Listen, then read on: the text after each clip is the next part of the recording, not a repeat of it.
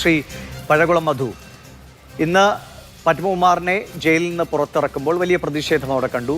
മാധ്യമപ്രവർത്തകർ ചോദ്യങ്ങളുണ്ടായിരുന്നു. പക്ഷേ ചോദ്യങ്ങളോട് ഒരക്ഷരം അദ്ദേഹം പ്രതികരിച്ചിട്ടില്ല. എന്നാൽ ഇപ്പോൾ കഴിഞ്ഞു പോകുന്ന മണിക്കൂറുകളിൽ അദ്ദേഹം എന്തെങ്കിലും ഒഴിഞ്ഞിട്ടുണ്ടാകുമെന്നാണ് കരുതുന്നത്. കാരണം അത്രയേറെ ചോദ്യങ്ങൾ SITയുടെ പക്കലുണ്ട്, അത്രയധികം ഉത്തരങ്ങൾ പത്മകുമാർ നൽകിയേ തീരൂ. അതിലേറ്റവും പ്രധാനപ്പെട്ട ചോദ്യമാണ്, ഒരു മാസം മുമ്പ് അദ്ദേഹത്തിൻ്റെ തന്നെ വായിൽ നിന്ന് വന്നതാണ്.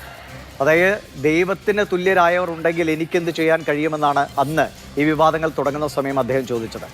ആ ദൈവതുല്യർ വെളിപ്പെടുമോ എന്ന് തന്നെയാണ് ഏറ്റവും പ്രധാനമായിട്ടുള്ള ചോദ്യം. അങ്ങ് എന്ത് കരുതുന്നു? അങ്ങയുടെ നേതാക്കളടക്കം ദൈവതുല്യരെ പലരുമായി ഉപമിച്ച് ചില പ്രസ്താവനകൾ വരികയും ചെയ്തിട്ടുണ്ട്.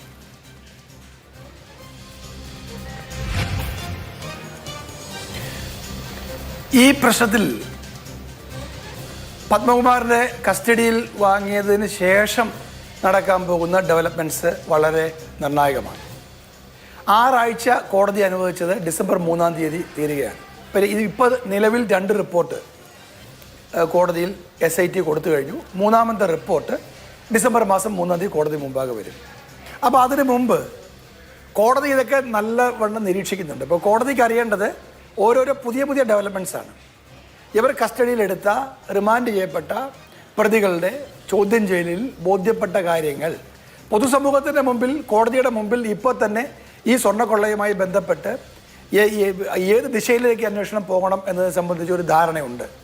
ആ ധാരണയെ ബലപ്പെടുത്തുന്ന, അല്ലെങ്കിൽ ആ ധാരണ കോടതിക്കുള്ള ധാരണയെങ്കിലും സഹായിക്കുന്ന വിധത്തിൽ SITക്ക് പ്രവർത്തിക്കാൻ കഴിഞ്ഞോ എന്നുള്ളത് നമുക്ക് 3-ാം തീയതി അറിയാം.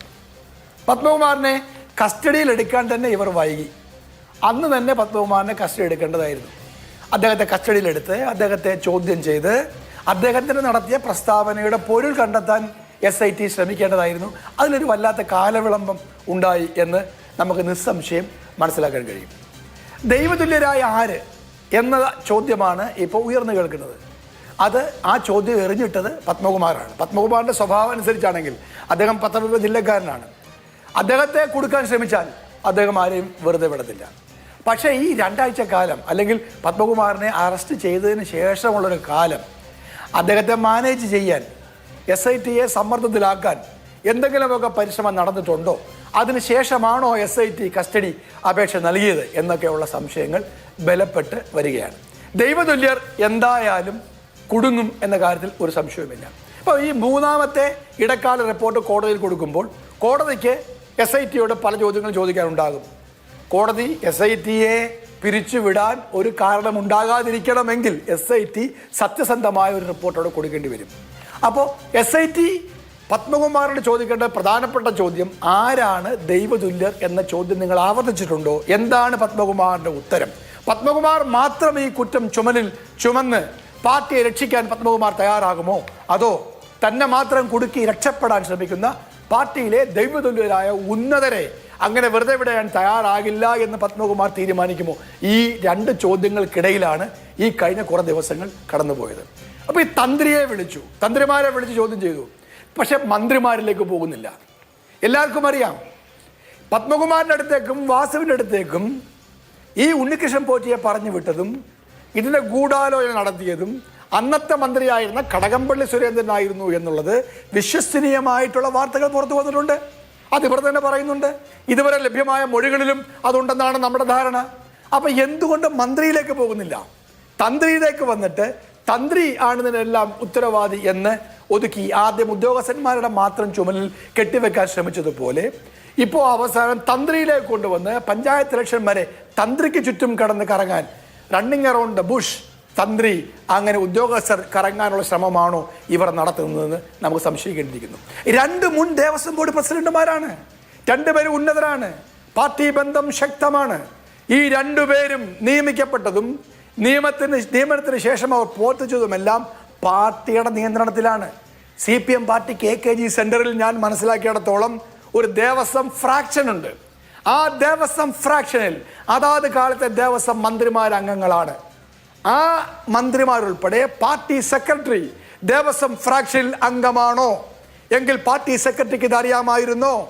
ദൈവതുല്യരായി ഞാൻ ബഹുമാനിക്കുന്ന നേതാക്കന്മാർ കേരളത്തിന്റെ മുഖ്യമന്ത്രിയാണോ എന്നൊക്കെയുള്ള ചോദ്യങ്ങൾ ഉണ്ട്. ശരിയാണ്. ദൈവതുല്യർ ആരെന്ന് വെളിപ്പെടുമെന്ന് കാത്തിരുന്ന് അറിഞ്ഞേ പറ്റൂ.